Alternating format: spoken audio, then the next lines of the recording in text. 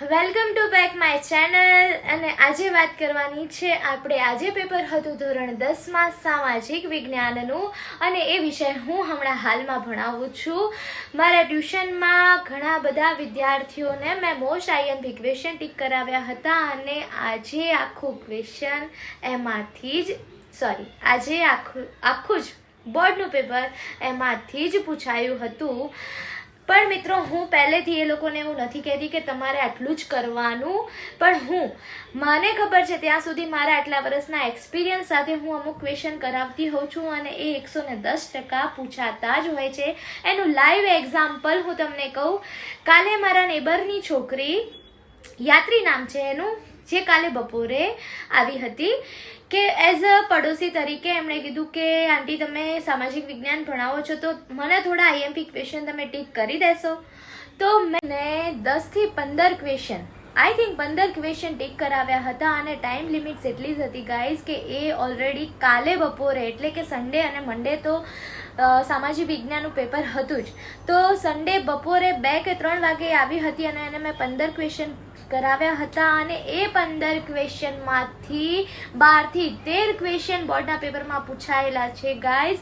એ આપણે એને જ સામેથી જ પૂછી શકીએ છીએ. અત્યારે મારી પાસે હાજર છે, એ મને અત્યારે પેપર લઈને કહેવા આવી હતી કે આંટી તમે જે ક્વેશ્ચન કરાવ્યા છે એ બધા જ ક્વેશ્ચન પૂછાયા છે, અને અમે જ્યારે એ ક્વેશ્ચન હું એને કરાવતી હતી ત્યારે પણ મેં એક વિડીયો લીધો હતો, એ પણ હું તમારી સાથે આ વિડીયોની સાથે જ એડ કરીને શેર કરું છું. તમે જોવાનું ભૂલતા નહીં કે ખરેખર જે ક્વેશ્ચન મેં કરાવ્યા છે એ રહ્યા છે. હાય ફ્રેન્ડ્સ, મારું નામ યાત્રી છે. હું ચાણક્ય વિદ્યા સંકુલમાં ભણું છું. કાલે હું અહીંયા મેમની ઘરે આવી હતી ત્યારે મેમે મને 15 જેવા ક્વેશ્ચન ટીક કરાયા હતા, અને એમાંથી જ પેપર પૂછાણું હતું, એટલે હું મેમને થેન્ક યુ કહેવા માંગુ છું. Thank you ma'am. Okay, welcome. યાત્રી, મેં તને ક્વેશ્ચન કરાવ્યા હતા. સૂર્ય મંદિર કરાવ્યું હતું, સૂર્ય મંદિર પૂછાયું હતું, ભવાઈ કરાવી હતી.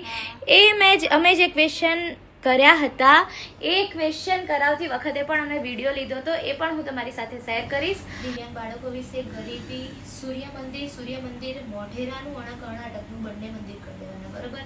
જમીનમાં કાળી જમીન, કાંપની જમીન, રણ પ્રકારની જમીન, ગણિતશાસ્ત્ર, ધાતુશાસ્ત્ર અને રસાયણશાસ્ત્ર મોસ્ટ આઈએમપી પ્રશ્ન છે. પછી આ છે અભયારણ્ય, બરાબર. અભયારણ્ય અને અહીંયા જૈવ આરક્ષિત ક્ષેત્ર લખી દઉં છું, બરાબર. જૈવ આરક્ષિત ક્ષેત્ર, આ બંનેમાંથી એક પૂછાશે. સંગીત, રત્નકાર, પારિજાત, મકરંદ, આ ત્રણમાંથી એક પૂછાશે. હડપ્પા, લોથલ, ધોળાવીરા. નગર રચના મોસ્ટ આઈએમપી છે. પાટણના પટોળા મોસ્ટ આઈએમપી છે. તાજમહેલમાં સ્વર્ગના બગીચામાં પવિત્ર દિલોનું સ્વાગત છે, એવો પ્રશ્ન પૂછાશે, બરોબર. પટોળામાં પૂછાશે પડી પટોળે ભાત, પણ ફાટે પણ ફીટે નહીં, તો આ પ્રશ્ન મોસ્ટ આઈએમપી છે. ભવાઈ અને આદિવાસી નૃત્ય. આટલું એસએસમાં કરીશ એટલે કે ગરીબી, ગરીબ ઉદ્ભવવાના કારણો, બેરોજગારીમાં જો બેરોજગારીનો અર્થ, બરોબર. બેરોજગારી કેવી રીતે થાય, બેરોજગારીના પ્રકાર છે એ પણ પૂછી શકે. બેરોજગારી ઘટાડવાના ઉપાયો ખાસ પૂછાતા નથી.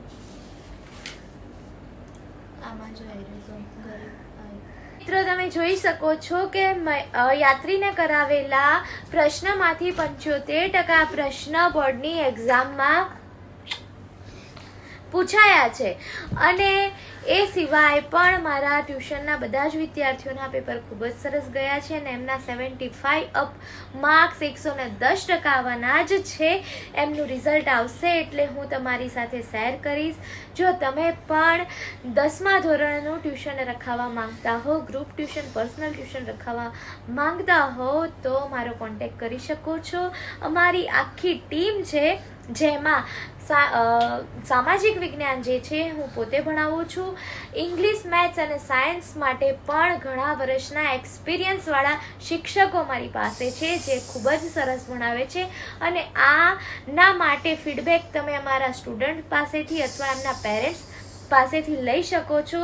એ સિવાય પણ તમારે વધારે જાણવું હોય તો ગાઈઝ તમારે રિઝલ્ટનો વેઇટ કરવો પડશે. રિઝલ્ટ 110% બેસ્ટ જ આવવાનું છે, એ પણ હું તમારી સાથે શેર કરીશ. તો thank you for watching my video, and મારા વિડીયોને લાઈક કરજો અને ચેનલને સબસ્ક્રાઈબ કરજો, અને સારું લાગે તો કોમેન્ટ પણ કરી શકો છો. Thank you and good night all of you.